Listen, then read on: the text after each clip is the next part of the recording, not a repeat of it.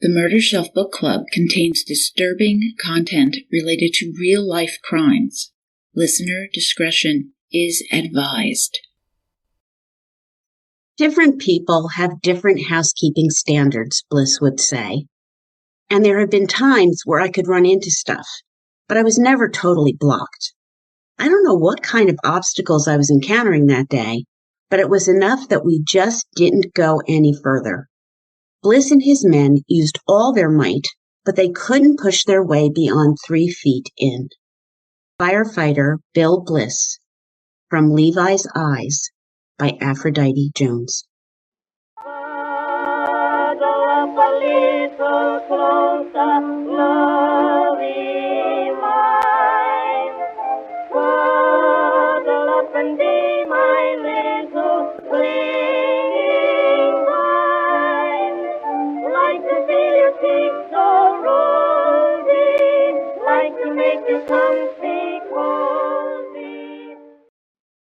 Well, welcome to the Murder Shelf Book Club podcast. I am your host, Jill. This is episode 87, 17 Nails, part 1 of Levi's Eyes, A Son's Deadly Secret and His Father's Cruel Betrayal by Aphrodite Jones. I am delighted to bring you this story, which is breathtaking in its scope and attention to details. But first, we are 5 weeks away from CrimeCon, and I am looking to meet many of you in Nashville, May 31st to June 2nd, 2024. So look for me on Podcast Row, and our Patreon Zoom is coming up, so send me your book or case suggestions. All right, kicking right into our book club, I am bringing you a delicious roast garlic and pesto chicken flatbread, very similar to the one served at Murphy's Hotel in Murphy's, California, where our story begins. So you get at least 2 large flatbreads and spread roasted garlic over them, and then put the pesto on top of that. You add a roasted or shredded chicken, like a rotisserie chicken's just fine, just cut it up, and then mozzarella and Parmesan on top. I also added some sliced marinated artichoke hearts and then diced up tomatoes. Put some basil on top. You bake at 400 for about 20 minutes until the cheese gets that nice golden color, and it is absolutely fantastic. This recipe is from thewickednoodle.com, and it is for a meal. So to use this as an appetizer at book club, you would take a pizza cutter and then divide the flatbreads into squares, and there you are. Now, the perfect wine pairing for any chicken pesto garlic combo, I have come up with Chris Baker's Willamette Valley Pinot Gris 2022 from, I'm sure you guessed it, Naked Wines. This is a complex wine with a peach, jasmine, and cherry blossom on the nose, with the palate providing a lemony twist with a little zing and then an almondy finish on the end. This is an award-winning white, and it is rich and silky in texture, and I believe it will begin our book club just perfectly. So bon appetit, murder bookies. Now, our author, Aphrodite Jones, is a pillar of true crime, and I have long been a fan of her books. I first read Cruel Sacrifice on the murder of Chandra Scherer, and that book was simply devastating. I don't think I could do it on this podcast. I don't think I'd get through it. Her best-selling true crime books have also been produced into movies, including the Academy Award-winning Boys Don't Cry, and on the Michael Peterson case, the hit Netflix series, The Staircase, and the Lifetime film, The Staircase Murders. She has covered huge profile cases like O.J. Simpson, Casey Anthony, Michael Jackson, and she had her own show on ID, True Crime with Aphrodite Jones. The woman's knowledge, experience, talent, and her concern for victims and their families is just incredible. I am so lucky that I got to interview her, so look for part 4 in this series, Aphrodite in Romulus, episode 90. Such a great time chatting with her. And she's going to be at CrimeCon. So Levi's Eyes begins when Karlsson first sees Christina Alexander at a dance at a military base, and he was immediately drawn to this petite woman with the perfect hourglass figure wearing the polka dot dress and pumps. And before you know it, They were married, living in California, in a town, Murphy's, Christina's childhood home. Plush with giant redwood trees and grizzly bears, the local tourist attraction is Mercer Caverns, which was discovered in 1885 by Walter Mercer, which is plush with stalagmites and stalactites formed over time immemorial. Remote, Murphy's was once a gold rush mining town, founded in 1844. Fun fact. One of the oldest continuously operating hotels in California is Murphy's Hotel, which serves our flatbread, now chic and surrounded by wine bars, which adds a very quaint atmosphere to the area. Like many other mining towns in the dry region, Murphy's was destroyed 3 times by flames in 1859, 1874, and 1893. By the 19th century, there was little gold left to mine, but Murphy's continued to thrive as a trading depot, bringing folks into the town. Now, moving ahead to the 1980s, Christina and Karl Karlsen's family lived in a 100-year-old cabin located atop a hill, once a gold miner's chow hall. While it was badly in need of some renovations, Karl negotiated with his landlord, and he could fix it up in lieu of rent. With their 3 young children, Aaron, Levi, and Katie, ages 6, 5, and 4 respectively, they made it a family home. Christina made new curtains, applied fresh paint, which brightened up the place tremendously. Very practical, Chris hung a plastic bamboo shade in the bathroom. By the late 1990s, the Karlsens were integral members of the community, with Karl having a job working for Chris's dad, Art Alexander, in a sheet metal business. That Christmas, Chris made a special effort to spread holiday cheer throughout their home with angels, cinnamon-scented candles, and homemade spiced cider. The kids helped put up the Christmas tree, covered with shiny lights and a star placed on top, and it was just simply perfect. Anticipation abounded, with the kids especially sensitive to being nice and not naughty. Chris's sister, Colette, would soon arrive for the holiday with her husband and 2 boys in tow. Karl wasn't that excited because he did not appreciate vying for his wife's attention, and he found Colette arrogant. But all in all, that year, 1990, their issues seemed to have bottomed out. The sisters enjoyed last-minute shopping, wrapping gifts, and looked forward to Christmas Eve with their dad, Grandpa Art. And then Christmas Day, they'd drive to Sacramento for dinner with their mom, Arlene, and stepdad, Randy. Chris and the kids didn't see much of Grandma Arlene, as Karl did not appreciate his mother-in-law's being a born-again Christian who, quote, drained the life out of him, end quote. But Christmas was lovely, and when it was all over, it left Chris with a little post-holiday blues, with the cleaning up and reorganizing the new toys. And add a new Dalmatian puppy to the mix. Her hands were full. And it looked like Murphy's might get snow, a rare event in their warm climate. Karl driving in snow made Chris nervous, as the road to their home was treacherously windy and narrow on a good day. She warned her husband to be careful. Now, with snow pending, will Karl pick up the grocery staples of milk, eggs, and bread? Don't we all do that when it's going to snow? Growing up in New York State, Karl wasn't all that concerned about the weather, but he did agree to get the groceries and pick up a few DVDs at the video store for the kids. That's how we watched movies way back in the dark ages, you youthful murder bookies. Karl arrived home just fine, and the snow was much more than he anticipated, the kids marveling at the accumulating flakes. This was a first for them, and then they settled down to watch a movie and eat the fresh-baked cookies Mom had made. On New Year's Day, 1991, the annual ritual of taking down the tree began. Karl made smiley-faced pancakes for breakfast, and then began untangling the lights as Chris cautiously rewrapped the precious glass ornaments. Karl dragged the tree outside to a clearing, and he had a surprise for the kids. Come on, come see. Quote, burning up the Christmas tree was a ritual Karl had learned as a kid.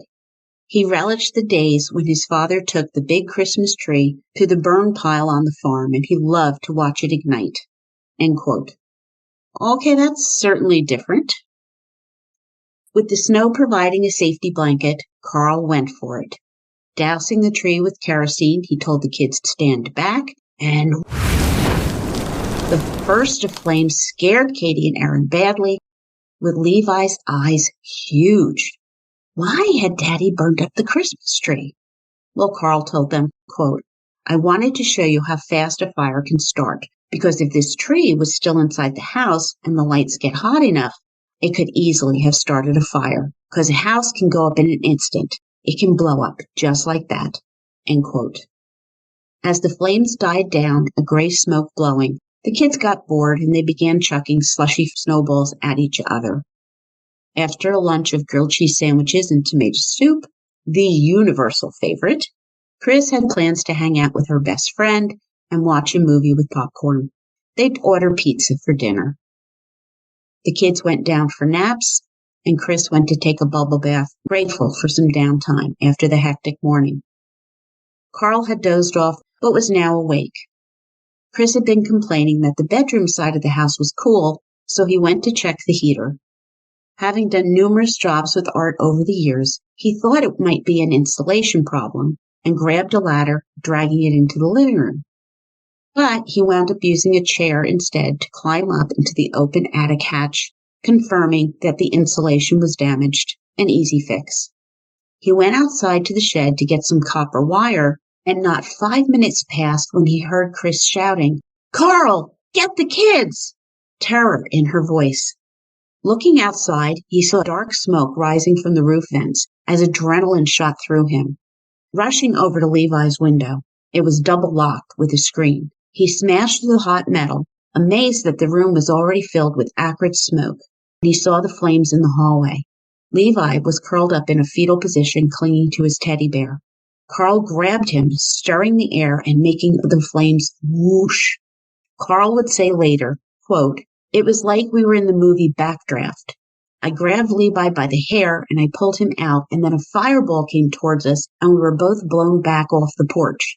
He rushed Levi to his truck, bellowing, get down, get on the floorboard and keep your ass there. Do you understand? If you get out of the truck, you're dead, end quote, as Levi cowered. Later, Karl explained that he'd said some harsh things, but he wanted to make him afraid to move. Last thing he needed was Levi witnessing his mother burned, rushing out of a burning house. Returning to the girls' room, Karl realized that their window was blocked. He and Chris had just gotten new expensive bedroom furniture with a very large dresser, and now that was in the way, preventing escape. Aaron was screaming, quote, don't worry, Daddy is coming to get us, end quote. Struggling, Karl pushed at the dresser, eventually knocking it over. Leaning into the window, his legs dangling, he beckoned Aaron to come to him, bring her sister, with the dresser acting as a makeshift ramp. Aaron helped Katie shimmy up to Karl, who grabbed both of them, with him falling backward out the window, his body cushioning the girls from the jarring blow. Hysterical, he rushed the girls to his truck, with them joining a terrified Levi. Karl had singed off his eyebrows and burned his forehead, but it seemed the girls were all right. And again, he told them to get on the floor and stay there as the Dalmatian puppy, Lydia, appeared, being shoved into the truck with the kids. Running back to the house, Karl screamed, Chris, can you hear me? At the bathroom window. A plywood board was nailed over it, as earlier Chris had accidentally broken a pane of glass trying to open the stuck window.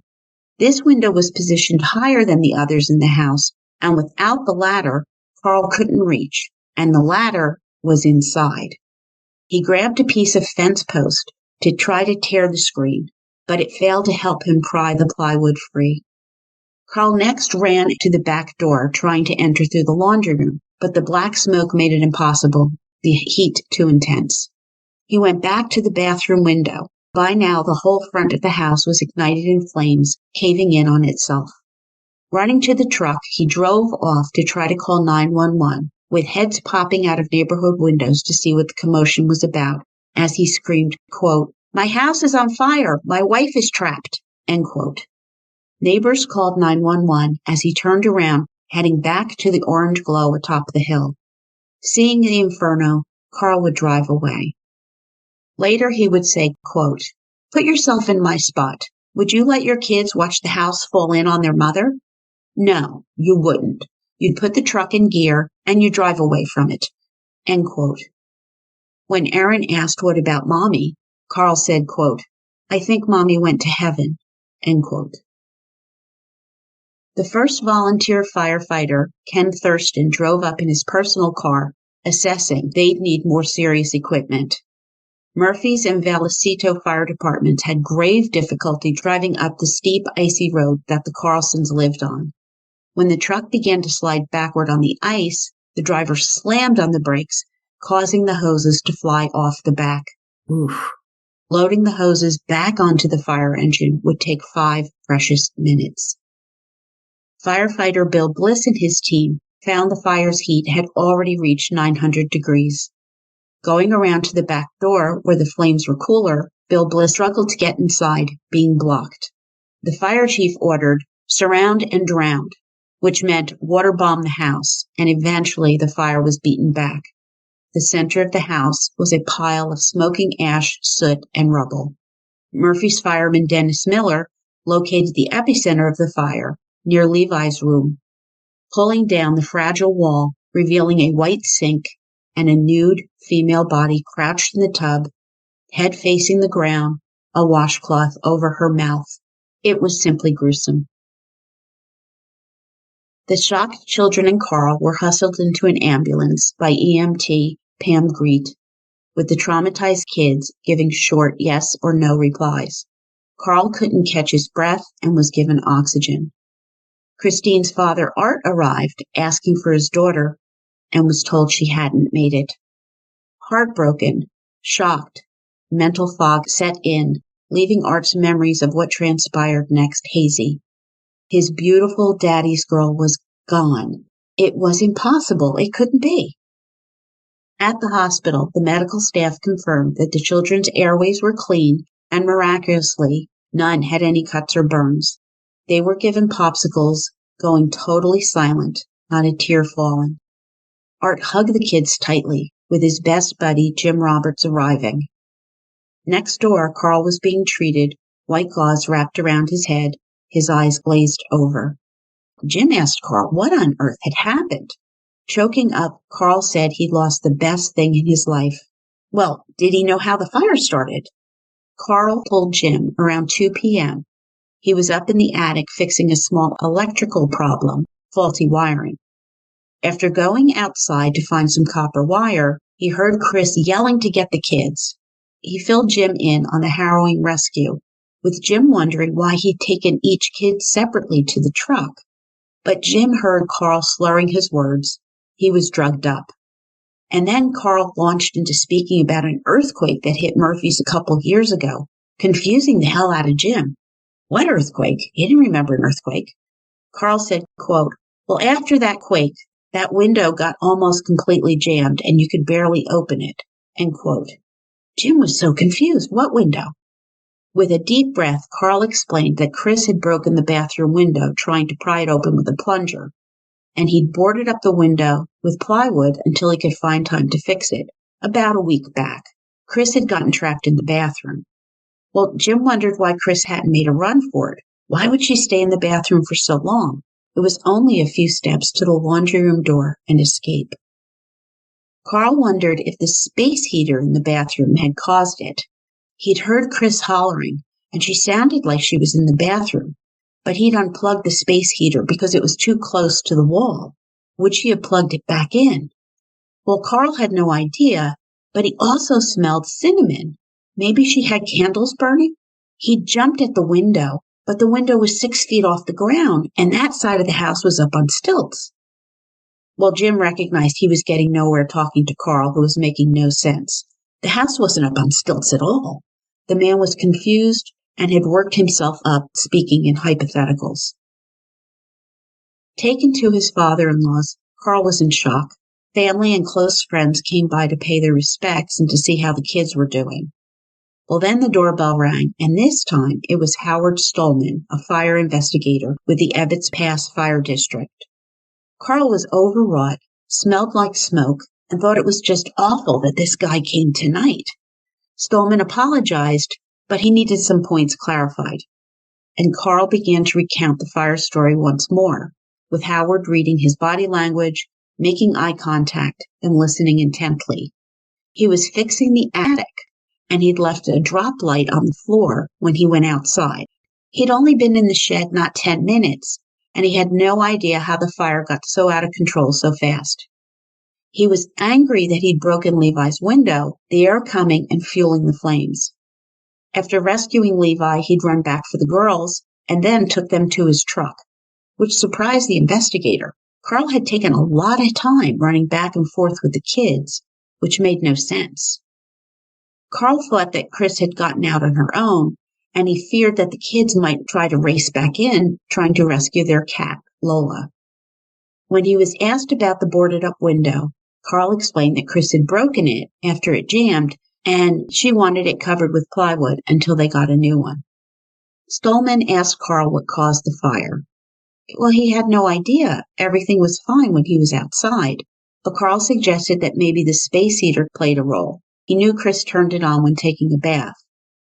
Stolman asked about the kerosene heater on the front porch. Was it in use often? And sudden insight hit Karl. Quote, "Oh, wait a minute. It's been so cold this week, we did use that heater. And we had a kerosene spill in the hallway, which is why I brought it outside a few days ago, right after Christmas." End quote. He said about 2 gallons had spilled. Shocking, Stolman. 2 gallons? Well, that's a lot of kerosene. Was there much residue? Karl thought that they had soaked it up with towels and Christmas clothes and whatever else was handy, and they used borax to get the smell out of the carpet. Riled up, talking 110 miles an hour, he paused and rethought again, and then seemed to have an aha moment. Quote, now that I think about it, there must have been traces of kerosene left, because even if you get the smell out, you probably can't get all of it, especially out of a carpet. End quote. Listening, Stolman evaluated Karl's statements, thinking they were ridiculous. No woman would use new Christmas clothes to clean up a kerosene spill. He later cross-referenced Karl's story with 6-year-old Erin, who recalled no spill and had no idea what happened to her Christmas gifts. She did remember playing leapfrog over piles of clothes in the hallway. He asked Karl why they had so much kerosene in the house. Quote, "Well, we normally don't, but Chris bought a big jug of kerosene in the house by mistake. She thought it was water." End quote. Wait, what? Karl went on to say, quote, "I had 2 5-gallon jugs on the porch, and they were both blue, and Chris got them mixed up. She brought in the wrong jug." End quote. Okay, so why would you be bringing so much water into the house? Well, in case the pipes broke to flush the toilet and stuff like that, Karl explained. Well, wait, Chris didn't know the difference between water and kerosene? Karl told him, quote, "Whenever we needed water, I'd keep it in the same jug as the kerosene because it didn't matter if there was a little bit of oil mixed in with it." End quote. Oh boy. So they used both jugs for water or kerosene intermittently. Well, Karl said yes, now annoyed that the questions were going on and on and on. His wife died today. He had had enough of answering stupid questions, but Stolman was relentless. Quote, "Well, what became of the Christmas clothes?" End quote. Well, his response was that Chris had washed them 4 or 5 times, and they were fine. She'd gotten all the kerosene out. But he admitted that some must have remained, because when she put them in the dryer, the house fogged up with white smoke because it isn't vented outside. Well, wait, had the dryer been acting up? No, it just ran like this. With Karl's agitation growing, that wrapped up things for Stolman, who would wait for the California fire investigators to arrive and get Karlsen's full statement on tape. Stolman mulled over the various sources of possible ignition that Karl had mentioned. So let's see. The space heater, the drop light on the rug, cinnamon candle, an electrical problem in the attic, no longer insulation problem, the dryer, and the kerosene spill in the hallway. Sounds to me like the house was a powder keg waiting to erupt into flames. Howard was having a hard time getting past the huge kerosene spill and that boarded up window. And do you believe the jug stuff, murder bookies? That she mixed up the jug in water and that you could mix water and kerosene and everything would be fine? What do you think? Learning of the tragedy, Karl's brother Mike and his wife Jackie headed to Galveras County, California from New York. Back when Karl and Chris were first married with 2 toddlers, they'd all lived in New York State. They loved Chris, who would light up a room when she entered, fitting in with the Karlsens perfectly. Jackie and Mike were simply devastated by her death, and they thanked God that Karl and the children had survived. Jackie and Mike greeted Karl and expressed their remorse. But Karl was ticked off that no one else in the family had come, especially his parents, Junior and Alice. Karl is a glass-empty kind of guy. Now, Junior and Alice cared, but traveling all the way from New York to California was expensive. After paying their respects to Art, the Karlsens now headed to Karl's friend's home, Bill and Patty Satterfield's, where all of them were being put up. Aunt Jackie and Uncle Mike thought the kids were too shy and too quiet, but Karl didn't seem concerned about them.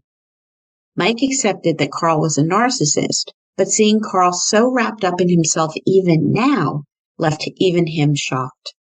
They learned that Karl had not placed an obituary in the paper, nor called a funeral home, shirking his responsibility again. Mike asked Karl if he wanted him to go apartment hunting with him, being told that it was way too soon to think about that. He needed clothes, he needed a toothbrush, as did his children. Well, Mike asked if he should take the kids and get some new clothes. Karl fumed. Damn it, Mike was always acting like his savior, and he wouldn't give him the satisfaction. And Karl shared that Art has been drinking, accusing him of not saving Chris. He had tried. He had. Mike assured him that no one was blaming him, and that Karl needed to stop blaming himself. After meeting with the pastor, Karl agreed to move Chris's memorial service to a larger venue, a high school, as the whole town was also grieving. Securing the gymnasium, the next day would be Christina Karlsen's memorial service. Colette was still numb with disbelief and was eager to help Karl out, setting up the floral arrangements and choral music for the service. Next, Mike, Jackie, and Karl returned to the remains of the house to see if anything had survived, which was an emotional blow to Mike and Jackie, seeing the actual devastation. A bare shell remained. With so much soot and debris, trying to identify where they stood in the house was nearly impossible. Jackie located the bathroom, opening the medicine chest, and saw all the toiletries perfectly in place, with a sinking feeling growing in her stomach. The ugly plastic bamboo shade over the window had survived the fire, too. Jackie also found Chris's Bible unscorched, with Karl saying it was a sign that Chris was looking down on them and that she would always be with them. After Karl shared a few stories about Chris winning ribbons at county fairs, he suggested they take a ride north to the big tree forest to see the giant redwoods, since Mike and Jackie had never been to California before. Driving there, Karl boasted that a particular tree was so large it had been used as a dance floor, and that Chris used to take the kids up there. Now, Mike thought it was a little odd that Karl wanted to go sightseeing, but everyone copes with tragedies in his or her own way. Mike asked Karl what he planned to do, but he hadn't had time to think about that yet. Mike insisted, well, the kids would have to go back to school, and Karl replied, quote, all I can think about is losing Chris. I mean, I just don't know how I'm going to raise 3 kids by myself, end quote. Mike assured him that everyone in the family was willing to help, and he saw Karl's big brown puppy dog eyes looking at him. Karl said he just wanted to go home to New York. So wait, 3 small kids lose their mom, their home, every possession in the world, leaving them insecure and uncertain. So now let's uproot them and move them across the country. Well, that's an interesting parenting choice.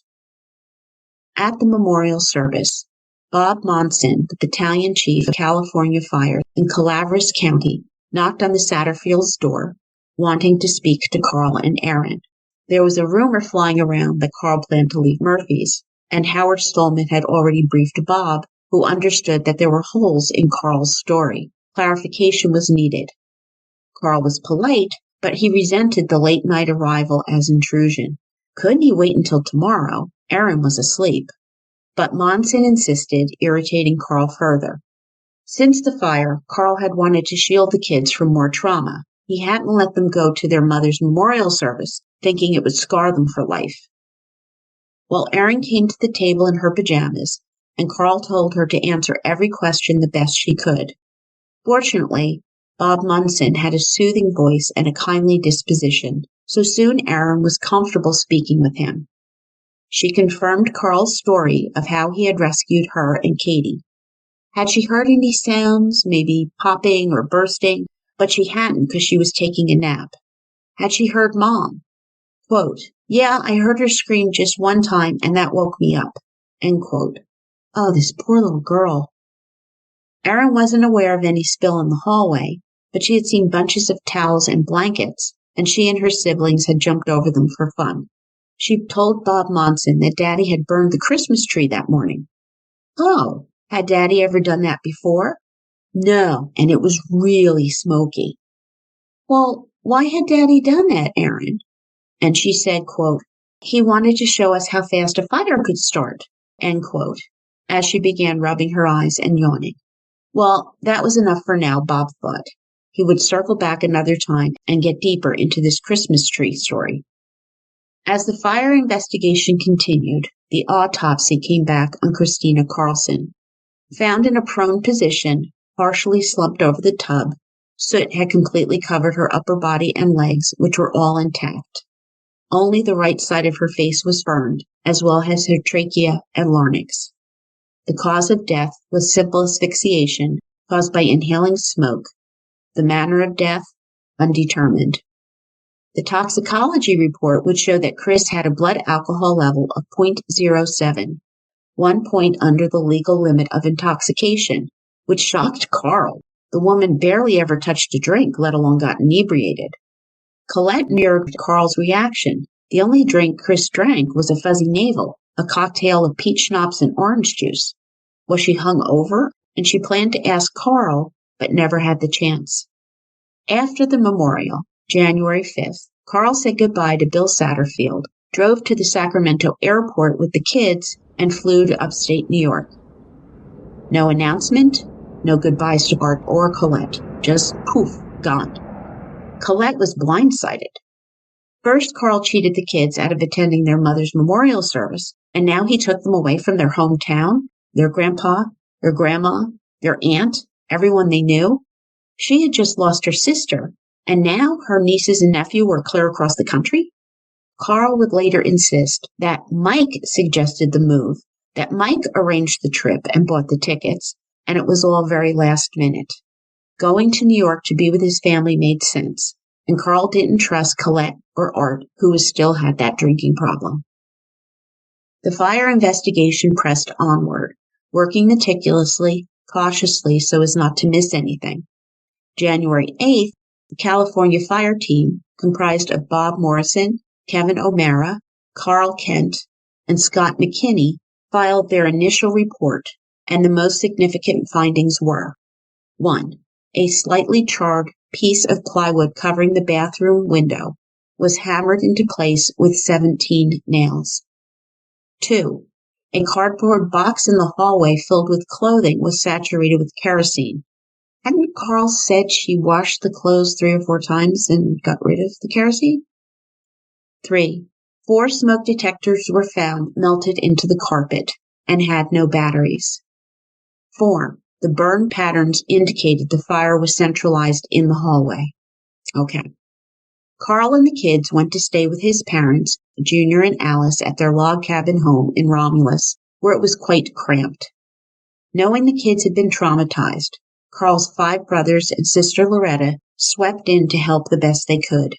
Mike loaned Karl his station wagon, and clothes no longer being used by the cousins were collected for the kids. Loretta took Aaron, Katie, and Levi on day trips to keep them distracted. Cash and donations came in from neighbors, along with casseroles, baked cookies, and whatnot to give support. But as time moved forward, people did as well, and these contributions eventually tapered off. As reality sunk in, little Katie experienced meltdowns, crying for her mommy. Levi suffers from nightmares, that something was burning and he was running away. When Levi's nightmares continued, Karl took his son to counseling at his school, not that Karl had much faith in it.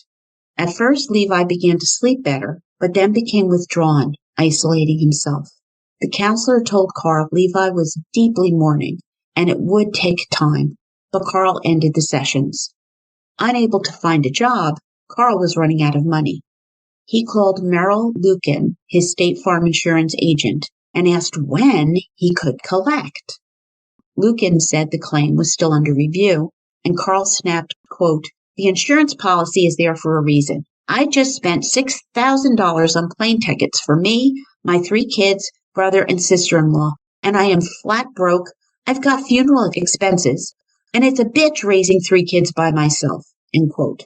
Well, it was out of Lucan's hands. The claim had gone up to corporate. Fuming, Karl insisted that the insurance policies were Chris's idea because she had wanted a security blanket. Well, Karl took the civil service exam for Seneca County, New York, figuring that with his dad's connections as superintendent of highways, he would get a job for the county in a snap. He did well on the exam and passed the physical, but Karl failed the psychological exam. And I wonder why. Well, demoralized, Karl turned to his dad for help, finding Junior unreceptive. Quote, "If you're just sitting around waiting on insurance money, you really should be ashamed of yourself. It's unearned money, and you shouldn't be counting on it," end quote. And a nasty fight ensued between father and son. Meanwhile, Romulus, New York had a pretty bad winter, with Karl introducing his kids to snow angels, building snowmen, and ice skating, which did much to bring the kids around. But no amount of snow or icicles could replace their mommy. California fire investigator Karl Kent interviewed insurance agent Merle Lucan. Kent asked to see the insurance documents, learning that Karlsen had inquired about the insurance in October of 1990. Lucan had met Mrs. Karlsen in November. And the $200,000 policy? It was fairly typical. Karl had bought insurance on himself as well, so there was nothing that raised an eyebrow. Another agent had witnessed the Karlsens pay for and sign their policies, which became conditionally binding on December 19th, 2 weeks before Chris's death. Well, what did conditionally binding mean? Well, it meant that Karl and Chris still had to pass their medical exams, and if something came up, the policies could be nullified. Looking over the documentation, Karl Kent was shocked to see 5 insurance policies, one on Chris, one on Karl, and one on each of the 3 children, with Christina listed as the beneficiary on the children's policies. Kent was left wondering why 30-year-old Christina had gotten policies on her 4-, 5-, and 6-year-old children. Kent began producing a report on the criminal investigation against Karl Karlsen, which would be presented to the Calaveras County District Attorney. He thought it would support murder charges.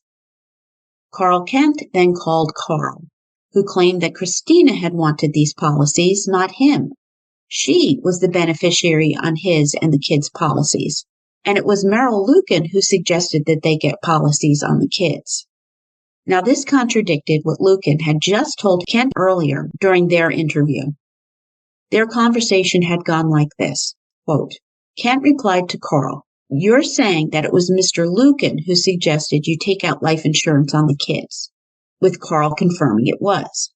"But at first, I was the one who made out the applications to take $50,000 policies on each kid." So wait a minute. You're telling me it was you who first applied for life insurance on your children? "Well, yeah, but then it was Chris who went back and rewrote the applications," end quote. Whew, that's some double talk. He said that Chris thought of it as an investment for the kids. That's why she raised it from $50,000 to $100,000 on each. And Karl just went with it. And he fudged around some time before admitting that he had gone with Christina to sign the documents. But Merrill Lucan had put the whole thing together. Then Karl added, quote, "Yeah, it doesn't look good. But we figured what the hell, because we could afford it. End quote. Family members had already been interviewed, bringing their suspicions of Karl to the investigators. They pointed out that by the end of 1990, there seemed to be trouble in the Karlsen marriage.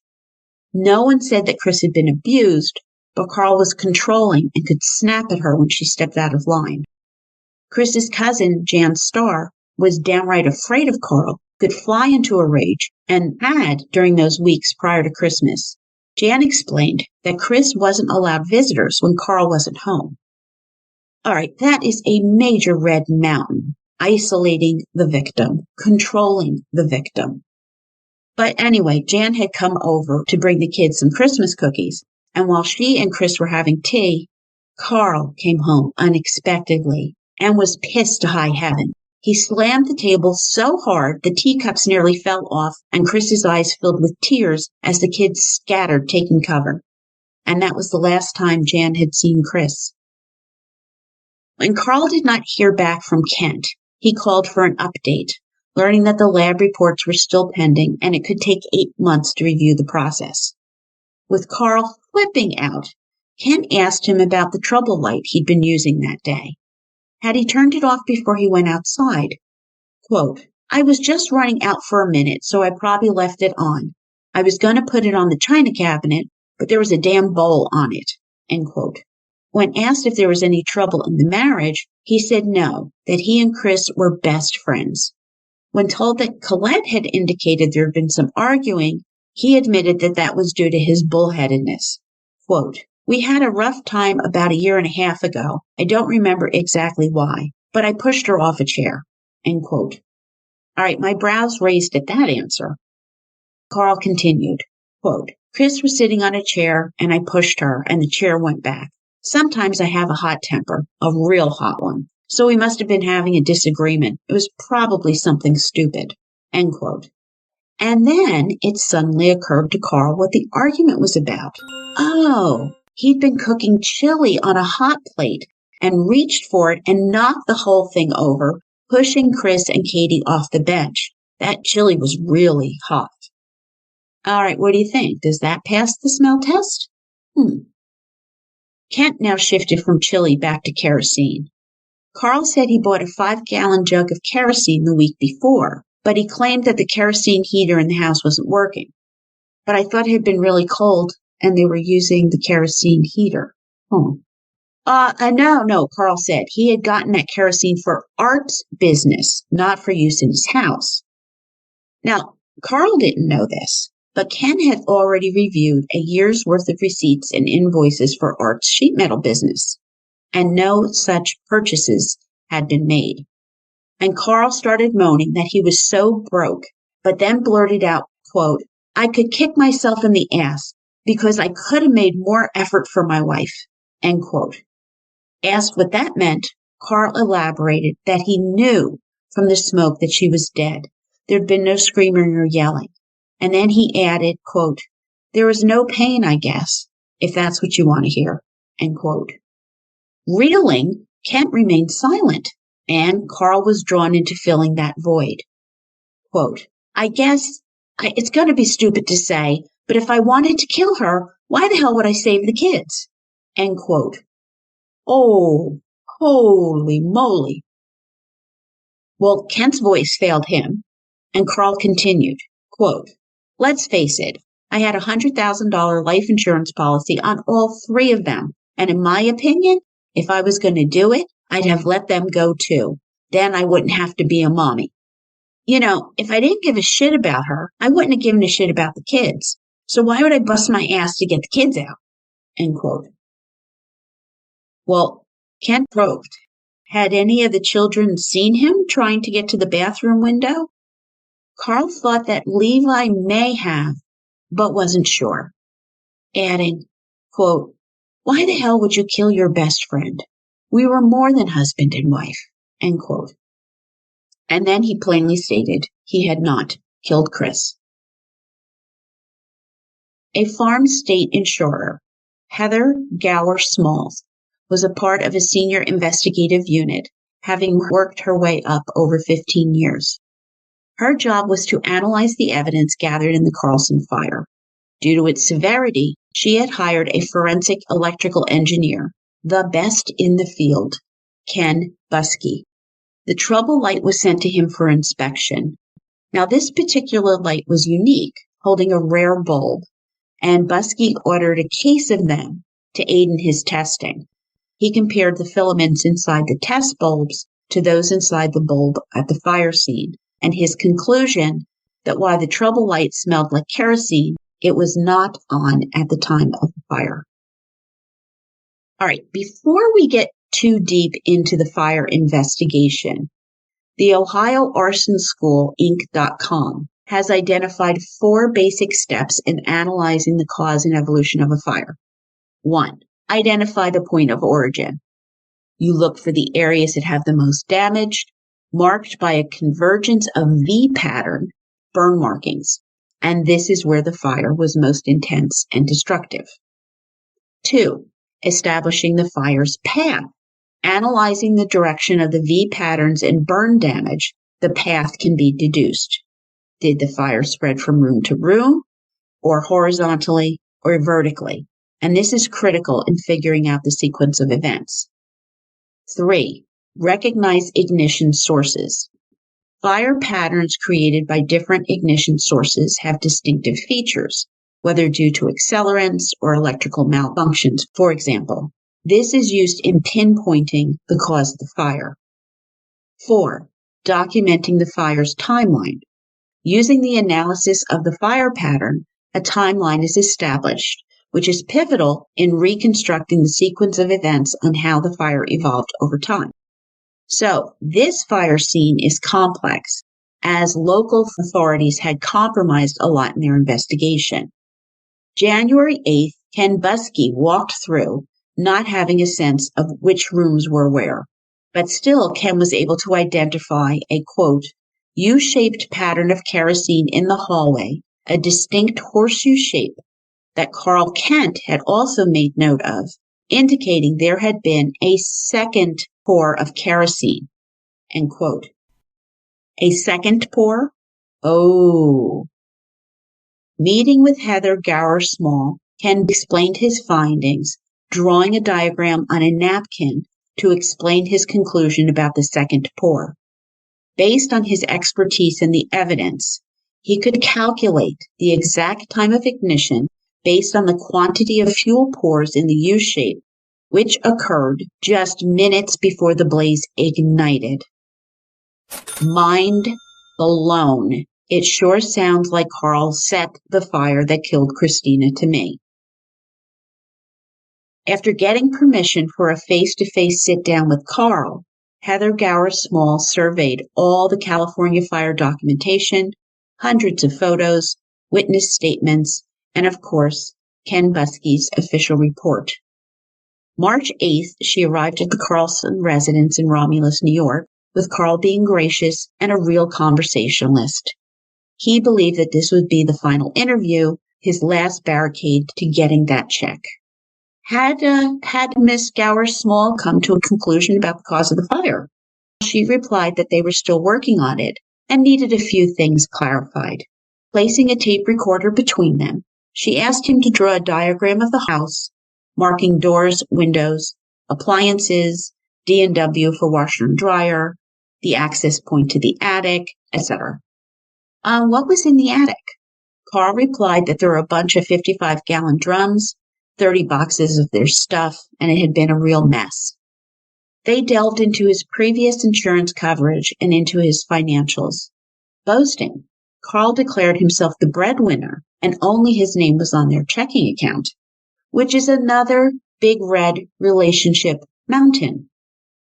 When had Karl paid for the policies?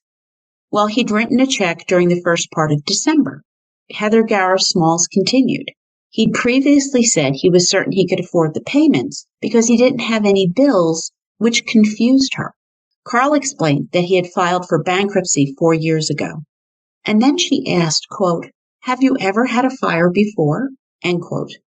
Well, Karl confirmed he had in 1986. A car of his had burned up. He vaguely recalled that they bought a 2-door Dodge Charger on moving to New York. and it had nothing but problems. He could smell fumes every so often. He had come home from work and went in to ask Chris if she needed anything from the market. And the next thing, they looked out the window and saw flames. Moving on, she asked Karl where he kept his insurance paperwork. In the house? No, he had kept it and other important papers in a safe box in the garage. Well, that was a bit odd. Why would he keep his important documents in the garage? And Karl explained, quote, when your house burns up, your garage doesn't normally burn, end quote. Okay, so this triggered Jill. Diving into the research I love, the U.S. Fire Administration, which is part of FEMA, produced a 2001 report on fires from 1989 to 1998. Remember, this fire was in 1991. Residential fires are responsible for 73% of fatalities. Fire and fire deaths in one-family homes peak midwinter, December to March, with the Karlsens fire occurring in January. So that's completely normal. Fire and injury occurrences are highest between 5 p.m. and 8 p.m. Fire deaths, on the other hand, peak in the early morning hours from midnight to 7 a.m., not at 2 p.m. in the afternoon, like the Karlsen fire. In 1991, nationally, there had been 478,000 fires, with 3,575 deaths nationwide. California had 398 deaths. Christina Karlsen was one of them. Note, California had 13.1 million deaths statewide in 1991. So that means dying in a house fire is not statistically probable. Of fire deaths, statistics tell us that women age 30, Christina's age, account for 6% of fire fatalities, the mortality rate for 30-year-old men being 8%. Compared to, say, at age 85, where 43% of women and 63% of men lose their lives in a fire. Now, given this very cursory review of the data, it appears to me that the odds of 30-year-old Christina dying in a house fire at 2 p.m. in the afternoon was low, the outlier being that it happened in January. Further, more fun facts. Unknown causes account for 21% of fires, while 11% of causes were labeled suspicious. Incendiary and suspicious fires, also known as arson, have been the second leading cause of fire deaths and injuries in residences. Okay, so we're starting to figure this out. Now, the origins of the Karlsen fire was in the hallway. During the 1990s, there was no change in ranking of the top 3 rooms for the origin of a fire. Kitchen, bedrooms, lounge areas. So think living rooms, family rooms. That accounted for 45% of fire origins and 56% of deaths. Hallways as the place of origin do not even make the list. And Karl, while reporting garage fires can be murky, because they can be included with storage information and sometimes not included at all in residential fire reports, there were 18,000 garage fires in 1991. So a link to this report is on my blog at www.murdershelfbookclub.com. And now everyone needs to go and check the batteries in your smoke detectors right now. We all neglect this. It starts chirping. We pull it out. We don't replace it. Well, it's time to check it right now. And your carbon monoxide detectors too. So anyway, back in her hotel, Heather Gower Small contacted Karl Kent, asking if he knew about this 1986 car fire, and found out that he did not. The next day, Kent paid a visit to Chris's mother, Arlene Meltzer, to see what she knew about her daughter and Karl's financial situation. Arlene said that Karl kept Chris on a short leash, and when she offered to give her daughter some money, it was refused because Karl would be furious if he found out. She said that Chris and Karl had discussed buying a piece of land Art owned, as they were going to put a trailer on it and eventually build a house. But then came the bankruptcy, and it would be 5 years before they could buy the trailer. At that time, Chris had asked her mom to pray for her. Did Arlene know anything about the car fire? Arlene said, yes, Chris mentioned something about it when they were back in New York, an engine blowing up or something. The insurance company didn't believe Karl. Quote, and I remember asking how they could think that Karl would set fire to a car, because that's the last thing I would think of, end quote. When asked about the state of the Karlsen marriage, Arlene was silent, uncertain. When she finally responded, she said, quote, the only thing that really blew me away was what happened on the day of the memorial. I've never told this to anyone, but I heard Karl say, third time's a charm. What did that mean? Arlene explained, he was standing by himself when he said it, and at the time I didn't think much about it. When I got home, all I could think of was, there's a fire in a car in New York, then there's a fire here, and I said to myself, my God, what about my 3 grandchildren? End quote. Well, that would concern me too with a $100,000 life insurance policy on each one. Holy. Calling the New York car insurer, Kent learned the car fire was very suspicious. A brand new vehicle suddenly combusted sitting in the driveway. From the notes taken at the time, Karlsen had removed his kids' car seats and a box of tools from the trunk just the day before the fire, but they'd paid the claim.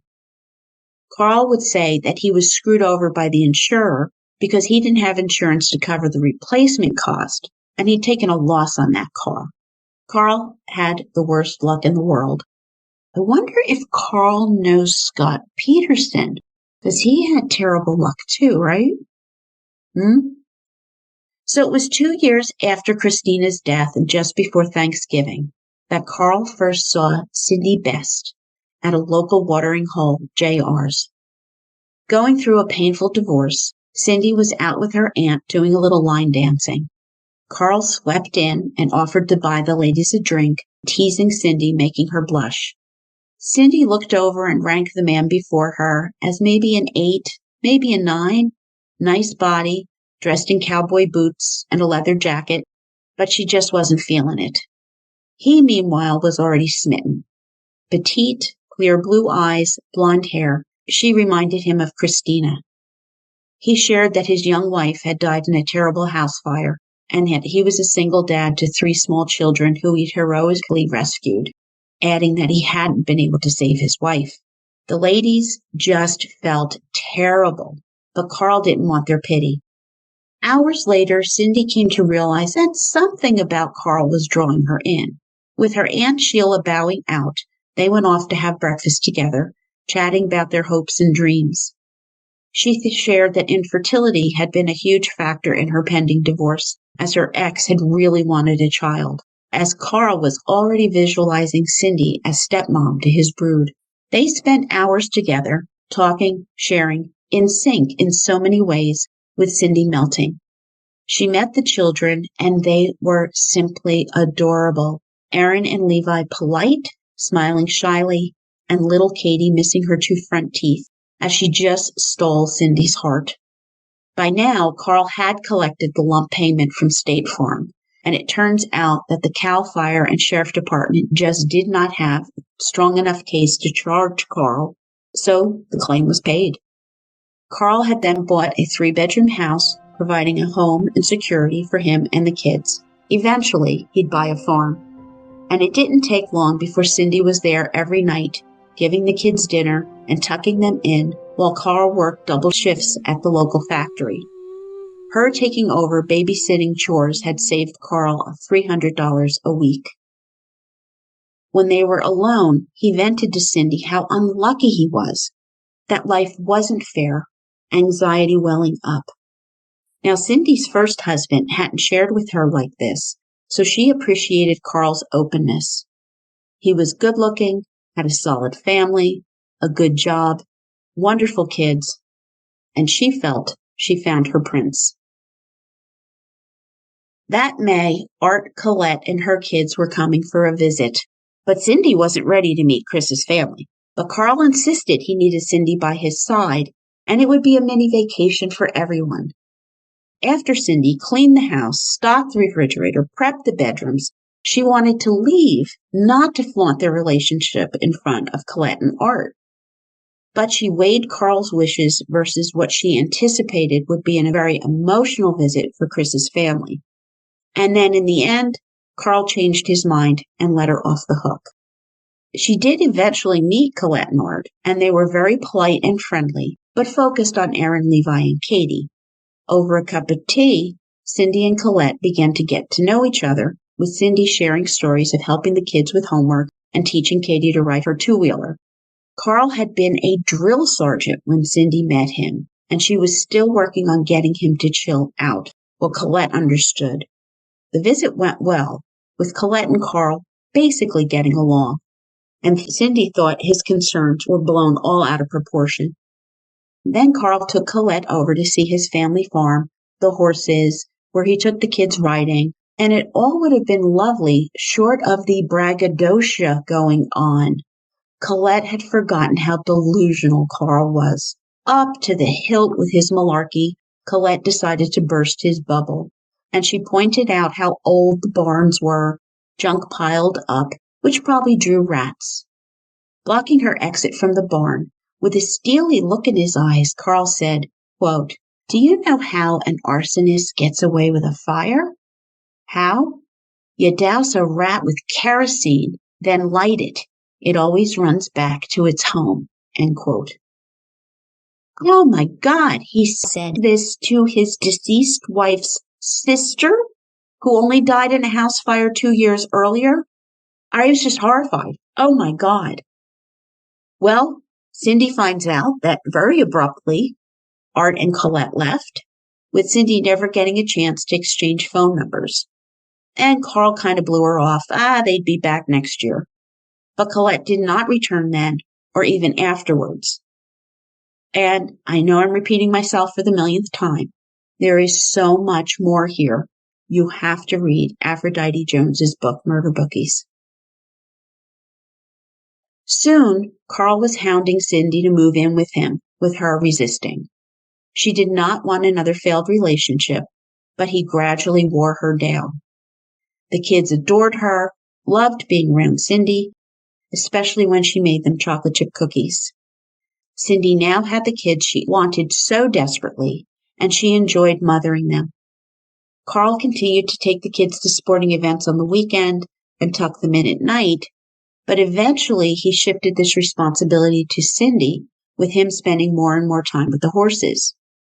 When Cindy asked him to help with the kids, he complained he was too tired, had worked extra shifts, yada, yada, yada, any excuse to get out of it.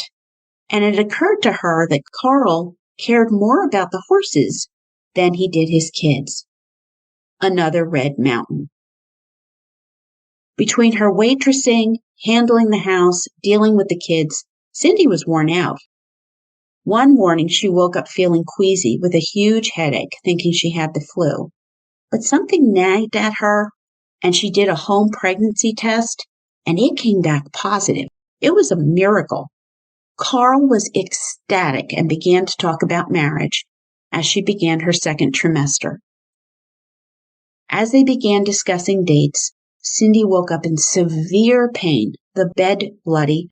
She had lost the baby, and in the ER, they recognized it was an ectopic pregnancy and her life was in jeopardy. After 3 days of intensive care, she pulled through and was warned to never risk another pregnancy unless through in vitro fertilization, which would still be risky. But Karl looked at her and said he wanted to get married anyway. Their no-frills wedding was simple, with Cindy making sure the kids played an important special role.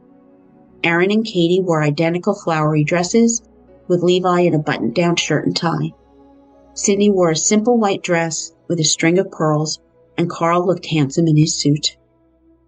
Their reception was at the Varick Firehouse, where Karl had been a volunteer for years. Dinner was potluck, with a boombox playing dance music. All their closest friends and family had a wonderful time. And then Karl whisked Cindy off to Niagara Falls. He promised to take her on a cruise for their real honeymoon.